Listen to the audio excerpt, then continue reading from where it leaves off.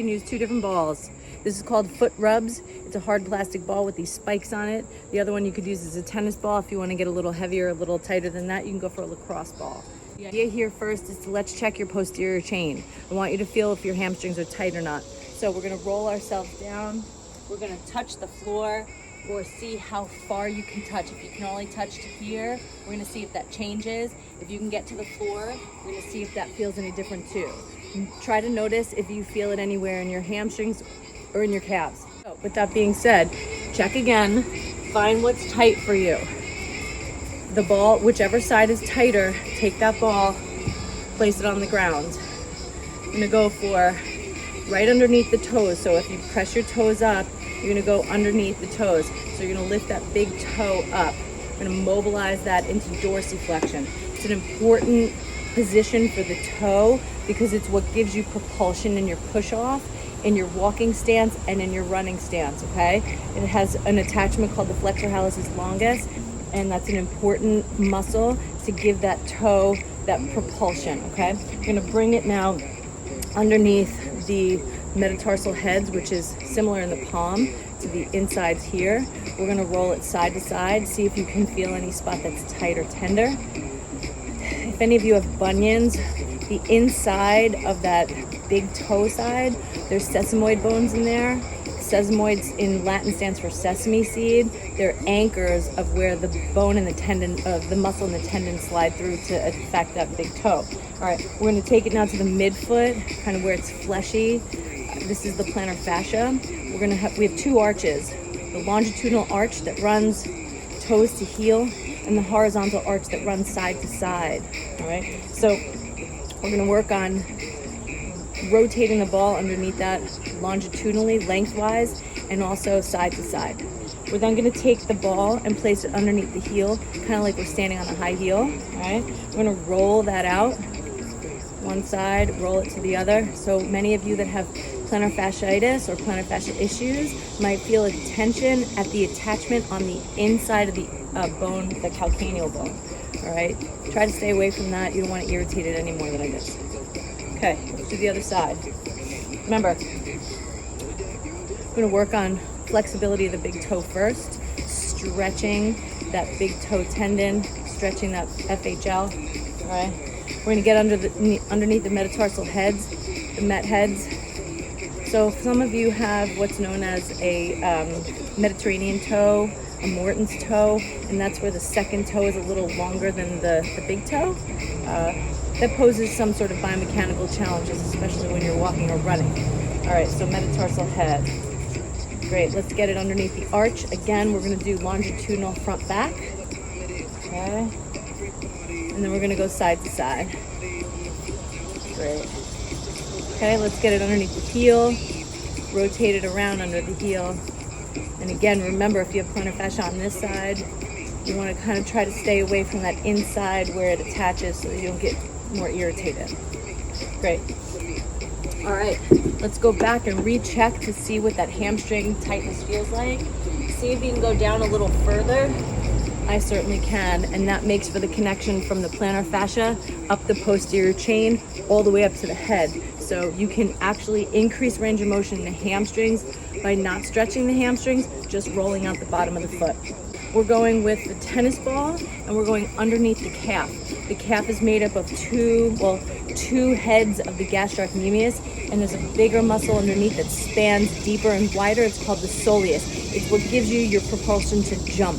So for those of you that are runners, cyclists, gymnasts, jumpers, you know that this soleus muscle can get very tight. So we're gonna release that. Tennis ball.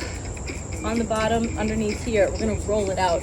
This is a compression type of stretch. So you're gonna find areas that are tender, and you're just going to get that ball and you're gonna compress the tissue, find tension, find tenderness, keep rolling it out. And then on the outside, so for those of you that tend to have flat feet, you might actually have more tension on the inside of the calf. Those of you with tighter arches or higher arches might actually feel it on the outside. Okay. right, we'll do the other side, same thing. And just like last week, you might find areas where you have more tightness on one side than the other. Just like you're stronger on one side than you are on the other. Okay, I'm gonna get to the hamstring now. Find a spot. So we have the outer hamstring, which attaches fascially to the IT band. We've got the inner hamstring, which attaches to the adductors on the inside, and we've got the middle hamstring. So we're gonna find a spot in the hamstring. Some of you might actually come way up to where the hamstring attaches on just on that ischial tuberosity, that thick, you can kind of roll over it, it goes clunk. It can get pretty tender if you have low back pain. So you're gonna find areas in the hamstring to roll out. If you have IT band issues, that lateral hamstring is gonna be your nemesis. So see if you can get in there and roll that out. All right, once you're done with the hamstring, we're moving on to the piriformis. The piriformis is a deep muscle of the glute. Its primary responsibility is to externally rotate the leg, but at 90 degrees, it actually internally rotates. So for those of you that do squats and tend to drop your knees in, it usually means that your piriformis is not acting like a stabilizer. So also, some of you might even have glute pain that you are experiencing as your perception of sciatica. It's not necessarily sciatica. It is piriformis tightness that could be compressing the sciatic nerve. 2%, 4% of the population has a sciatic nerve that pierces the piriformis, which is not really fun because then you think you have sciatica. All right, so we're gonna take the tennis ball. So where the head of the femur is, and it comes down to the sacrum, which is the triangular bone at the base of the low back, and you're gonna find a spot right between the two. You're gonna get on your back, you're gonna get that ball right into the piriformis. You can externally rotate the leg, find spots that are tender, hang out there, and you can internally and externally rotate the leg, or you can leave the leg down and you could just move your whole body up and over the tennis ball or the lacrosse ball. Damn, that's tight. All right, let's do the other side. This is really good for any sort of low back pain. So we're gonna find that tender spot on the other side. And if you feel that you have a little residual of maybe tenderness or even like little, not pins and needles, but feeling a little nervy in there, that's pretty common, especially if it's tight and it's compressing the sciatic nerve that sits underneath it. Okay, great. So we got that. Next is our psoas. This is our hip flexor. This is the very deep in the front of the hips. It's responsible for trunk flexion or leg and hip flexion. So it brings the chest to the ground or it brings the leg to the chest. It's a very thick banded muscle and it runs back and attaches itself to the lumbar spine. So it has a lot to do with low back pain. So if you're having low back pain and you don't know what to do this stretch or compression. You're gonna take the ball, you're gonna find this bony prominence in the front of the hip. It's called the ASIS, the anterior superior iliac spine. You're gonna take the ball, you're gonna drop it into where it gets fleshy, and that's your spot. You're gonna lay on your belly. You're gonna place the ball right into where it's fleshy and tender. You're gonna find a spot that's really tight, and you might even feel nauseous because it's a little uncomfortable. You wanna tap that ball against the front of the hip bone there. You wanna increase the stretch. You can bend your knee. You can internally and externally rotate like a windshield wiper. Tight, tight, tight. Okay, let's do the other side.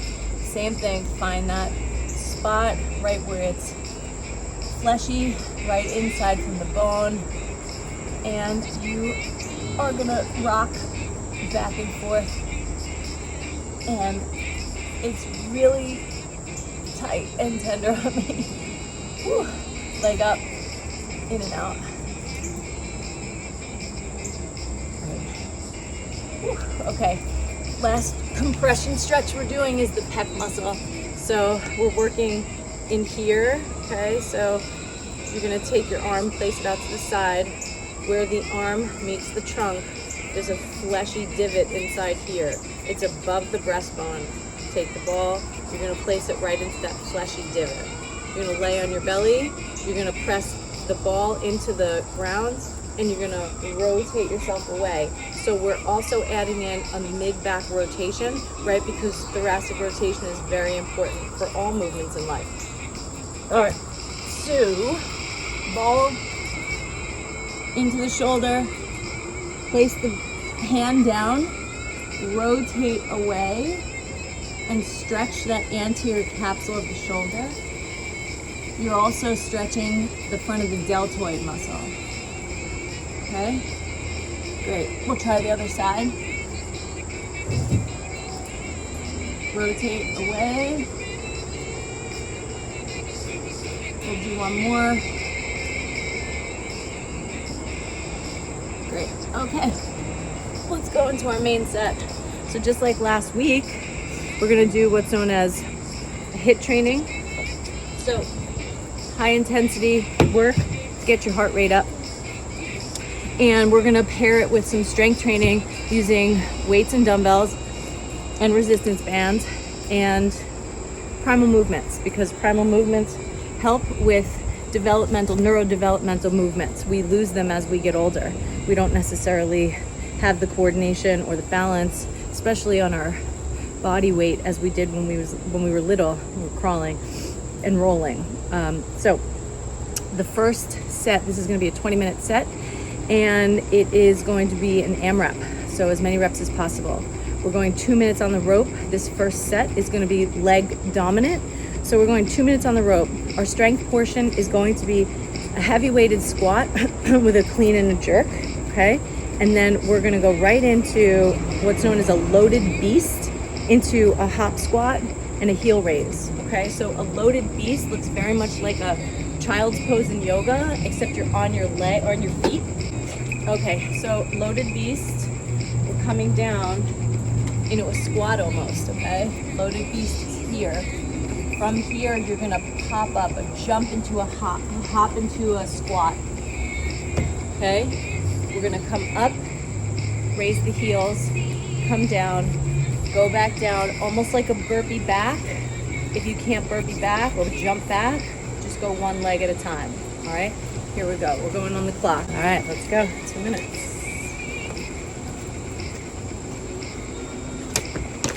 Oh, already. Right, life isn't perfect. Mind you, I just did half of this on IG Live until my phone decided to tell me that it was too hot. So it shut it off. Now we're back. So now I'm in round 2, sweating. Well, anyway, which leads me to what I said in IG Live today, and that was a Darwin quote. It's not the strongest that survive. It's not the most intelligent. It is the one that is most adaptable. So, life sucks sometimes. Exercise sucks sometimes. Work sucks sometimes. Relationships suck sometimes. You know what? How adaptable can you be to change? Boundaries, yes, important, super important. But if you want to grow, you want to take life, but you know what? You got to adapt. Either that or just roll over and go belly up, but that's not why we're here. We all have a higher purpose. We all teach. We're all teachers. We're all students. We all learn. Life is about learning your own limitations and seeing if you can move past them, conquer that which is no longer serving you. 5 seconds. See? Nobody's perfect. Here we go. Done. All right. We are going with heavy weighted squat with a clean and jerk. Here we go. 2 minutes on the clock.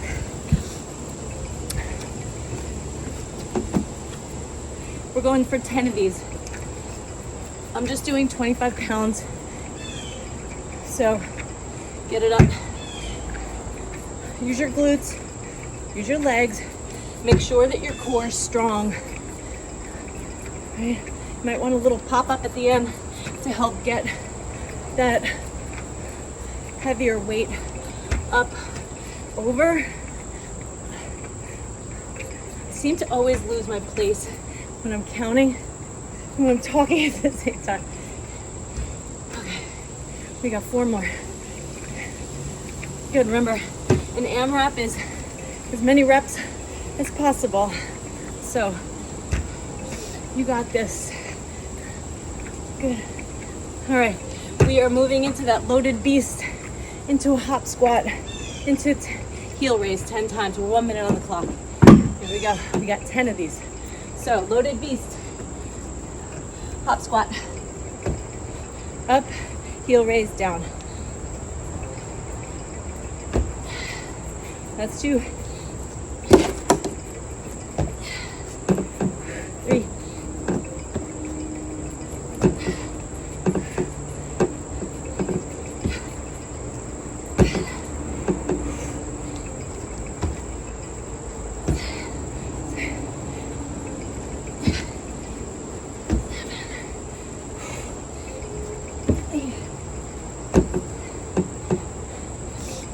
9. All right, we got 15 seconds. Awesome. Grab your weights. We got 7 seconds. How many you got in you?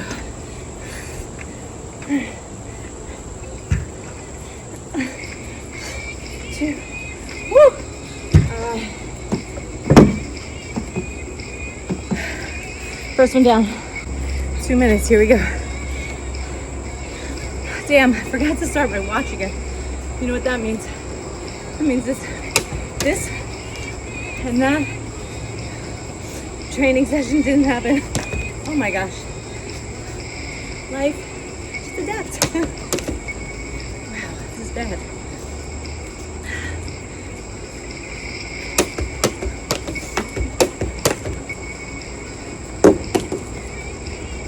Sometimes you just gotta get the kinks out. And try again. Let's try this one. I hope you're jumping. I'm having issues. My shoelace is going untied. Anything else? Okay. So you know what? I might have thought of that as being a waste of 4 seconds. There is no waste. Everything is a learning experience if you choose to look at it that way. Survival of the fittest. Our man Darwin. Interesting guy. Every time I think about Darwin, I think of learning about the Galapagos turtles. It'd be cool to go to the Galapagos. Those turtles are definitely bigger than I am. I did let turtles free though once. Now my hat's coming off. Oh, you know what? Adapt. 20 seconds. You better keep going. You better keep jumping. My shoelace is completely untied now. All right. 2 minutes is up. That was a disaster. Heavy weighted dumbbell deadlifts. So if you have 2 dumbbells, you could use these. I'm also going to use my heavier weight. So if you need to, go from the side. If you need to, you can keep your knees slightly bent. You're going to come forward. You want to make sure everything is stable from here. You want to engage with your hamstrings, engage with your glutes, not with your low back, okay? The lift happens from the legs, not from the low back. Okay, so we're doing 10 of those, again, as many reps as possible. We're following this into a straight-legged or slightly bent knee bear crawl. So that goes away, and this is where, you can keep your knees bent or you can keep them straight. We're coming down, opposite arm, opposite leg. If we reach with the right arm, we reach with the left leg. If we reach with the left arm, we reach with the right leg. And we're gonna just do this front and back, okay? Same thing, if we go back, we go right, if we go back. So now we're leaning more on our arms, okay? So here's our bear crawl. It takes a little bit of coordination, but coordination is important. All right, let's go. 2 minutes on the clock. I'll go sideways so you can watch. All right, here we go.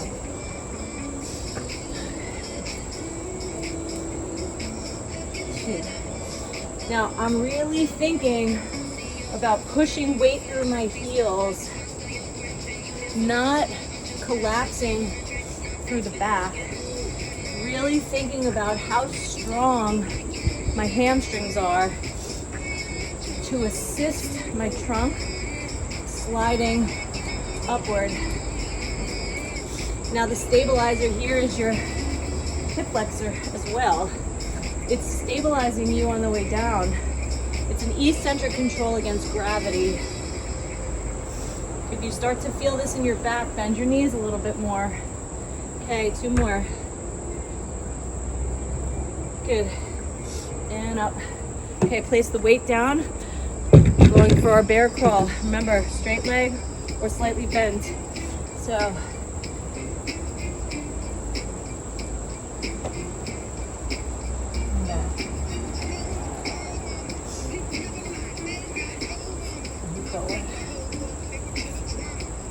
see if you can get your palm down. It's a bit of a tough one.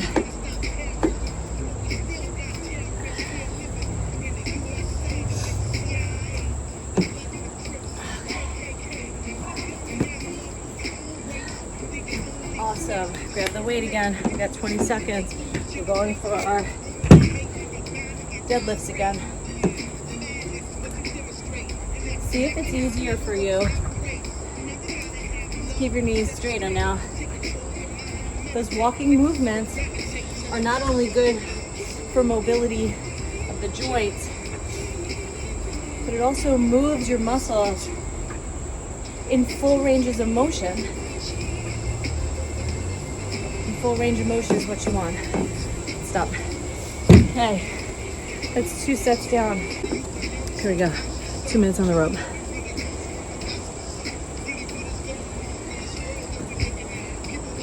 Good.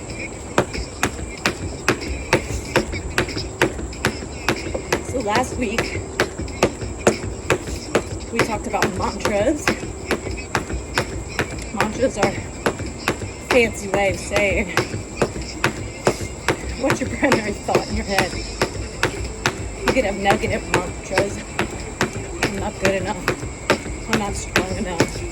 I'm not powerful enough. I'm not pretty enough. I'm not skinny enough. I'm not blah, blah, blah enough. But if you shifted that and took out the can't, the won't, the don't, and if you replace it with something positive, I am strong. I am powerful. I am love. I am grace. I am filled with possibility, as opposed to nothing ever works out for me. So choose a mantra. We've got 40 seconds left in this jumping pattern right now. Choose something. Say it out loud, because when you say it out loud, it means that you're breathing. You hold it in, and when you hold your breath,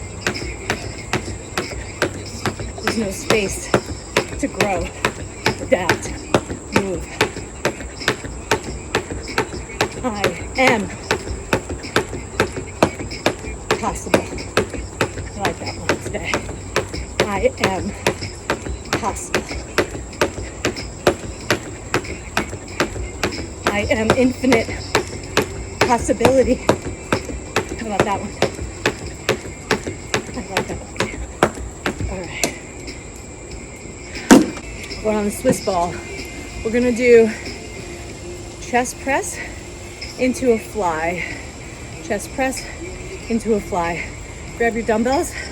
You can go light if you want. You can go heavy if you want. Just make sure you maintain proper postural position, okay? Press up, fly.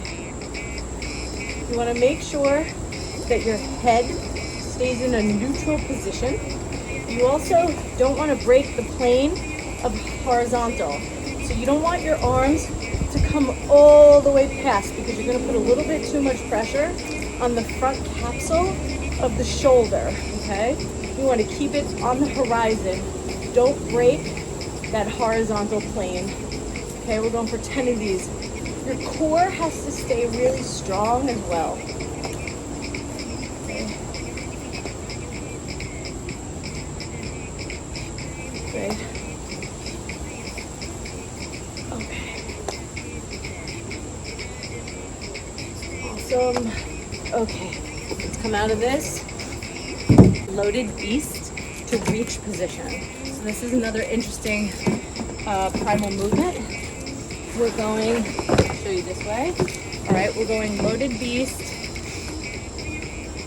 from here. Okay, we're down here. We're gonna take one arm up, one leg up, turn, kick, come back. All right, so leg up, arm up, turn, kick, over. Arm up, leg up, turn. Forgot the kick. All right, here, kick.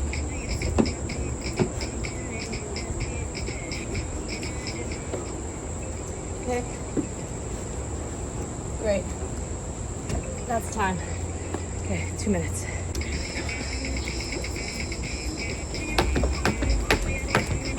You know, it's so interesting the way the mind works. Just as I was about to jump rope, I went into the past and thought, wow, I screwed up that second set of jump rope, so I'm probably gonna screw it up again. What'd that do? Kept me completely out of the present. I'm in the present, I'm skipping rope. So that's that idea of like, you go into the past, you reminisce, you're all nostalgic. But honestly, your past isn't really how you remember it. Because you could have an event and you can remember it one way, someone else can remember it a completely different way. So the past as we know it is an illusion. It doesn't even exist anymore. Future, same damn thing. We can perceive that we're gonna screw up the way we did, or we're gonna have a bad experience because it was based on some other experience that was bad. But how the hell do we know? Are you an oracle? I'm not. And that's where that possibility comes in, right? That idea of adaptability and change. I don't know. You're floating downriver, you come across a storm, and you have a giant tree that falls in the water. What are you gonna do? Just sit there and paddle? You gotta get around that damn thing. You're gonna jump over it and swim. You're gonna carry your boat over it, get back in the boat. You're gonna paddle upstream? Well, holy hell, that's gonna take a lot of time. It's gonna exhaust you like nobody's business. So, what's your choice? I don't want to paddle upstream. Not anymore. It's not worth it. It's way too tiring. I'd rather just be here, jumping rope, be present. All right, 2 minutes. Grab the Swiss ball. Swiss ball? No, grab your Bosu ball. If you don't have the Bosu ball, grab a Swiss ball. Okay, I'm gonna work on. So if you want to grab a weight and get a little crazy, you can. So we're just going seated straight up. Okay, 3, 4, 5, 6, 7, 8. Give me 2 more. Great. Now we're gonna hold it up, and from here we're doing rotations in one direction 3 times. Great. And now we're going the opposite direction 3 times. Great. Okay, sit up. 2, 3, 4, 5. Feel that burn. Zip up your core. The stronger you can get your lower abdominals, the stronger your pelvic floor is going to be. Let's go for rotation here. 2, 3, opposite direction. Great. Okay, get rid of that. So we're going for a loaded beast with a knee reach. Bring it up, drive it back. Good. 4, 5, 6, 7, 8, 9, 10. Awesome. Okay. That's 2 minutes. All right, our last set of the day. Grab the jump rope again. We're going 2 minutes on the jump rope. 15 minutes of jumping rope straight. Not that I could do that today. Is equivalent to burning 300 calories. And again, everybody burns calories at a different rate of exertion, but that's what the statistics have shown. The smaller you are, the less calories you're going to burn. The bigger you are, the more energy you need to produce and put out. So you're going to burn that energy faster, quicker, and more. But jumping rope is a good plyometric exercise. You can't get out and run if you're stuck in one spot. This is good. It's going to keep you mobile. It's an interesting thing. We talked about the soleus earlier today because we're stretching it out. The soleus we also call the second heart. The reason why is because it actually, when it contracts, it helps the venous pump return. So it helps with any sort of blood or lymph that tends to pull in the legs. So by pumping the leg, oftentimes you might see someone do ankle pumping exercises after they have a lower limb surgery. The reason for ankle pumps is to help encourage the venous pump return of the circulation, the circulatory system, as well as the lymphatic system. 5 seconds. Good job. We're working on shoulder strength, mobility, all right? So I'm gonna go for a very light band. Normally I do extra heavy, which is the red one. I'm going for the yellow one today, which is extra light. Just because my shoulder's been acting up. I'm back in the pool, so I'm trying to really get that shoulder to rehab itself. All right, so we're doing 2 different banded exercises for the shoulder. The first one, you're gonna come up into a goal post, and from here, we're gonna lift out.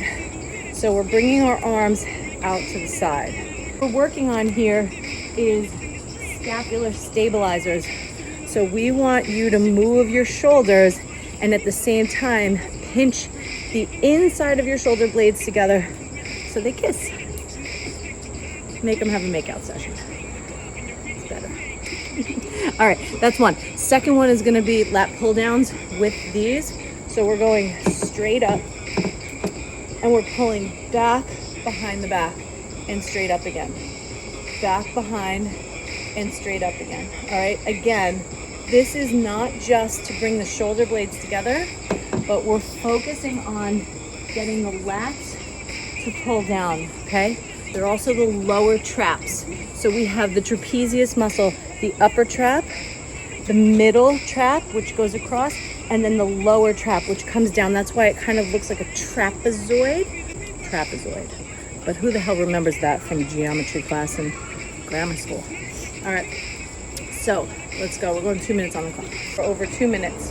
Got 1, 2, Really squeeze those shoulder blades. My right side is so much weaker than my left right now. I'm just trying to focus on stability, trying to keep my shoulder in the joint, trying to stabilize that joint capsule. 2 more. Woo. 1 more. Great, that'll bring it up. Lat pull down behind the head. 1, 2, 3, yes, 4. It's also working the lat, the lower trap, part of that tricep. Good. 8, 9, 10. Awesome. All right, we're going ape walk now. So this is a squat position. We're going arm, arm, jump. Arm, arm, jump. Back, back, jump. Back, back, jump. Okay? Arm, arm, jump.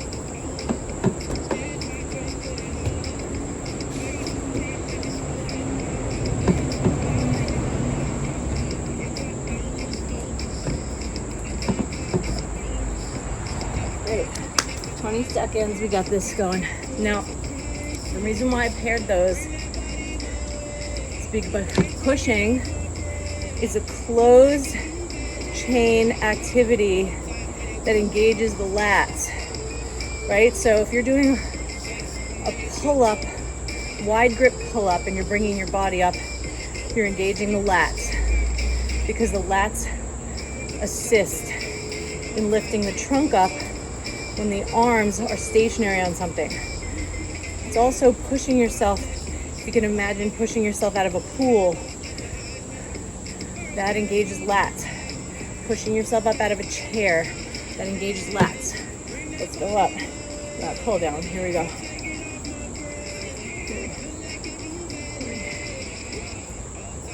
4. Maybe 5 more. 5, 4, 3, 2, 1. Great job. Okay, let's bring it down. Last thing we're doing is balance. We always end with balance. So if you have a Bosu ball, great. If you don't, and you have a pillow, use a pillow. So this is just my ab mat. You're gonna place 1 foot on, and you're gonna find your center of balance, okay? Bring your arms out, bring your arms up. Now, here we go, crazy pants. Close your eyes. See how much stability you have. If you start to fall, that's pretty normal because you're using your vestibular system, you're using your vision system. It's called your vestibulo-ocular reflex on the horizon to balance you. I'm gonna try to do my left side, which I've been having trouble with, my ankle, and see how much stability I have on this left side. All right, so I'm going with trying to find my center of gravity, not allowing myself to fall out on my outside ankle ligaments. I'm trying to engage my foot muscles as best I can. Clearly, I'm using my arms to counterbalance. My legs getting very tired. And I'm going to attempt to close my eyes, but I may fall off this right away. Whoa. Yeah, so you can see what a difference that is. Let's go for the opposite side again. Much more stable on my right side. This is my easy side. I don't even need my arms to counterbalance as much. But clearly, when you see all that extraneous movement, it means that my brain and my body is perceiving that movement as a threat.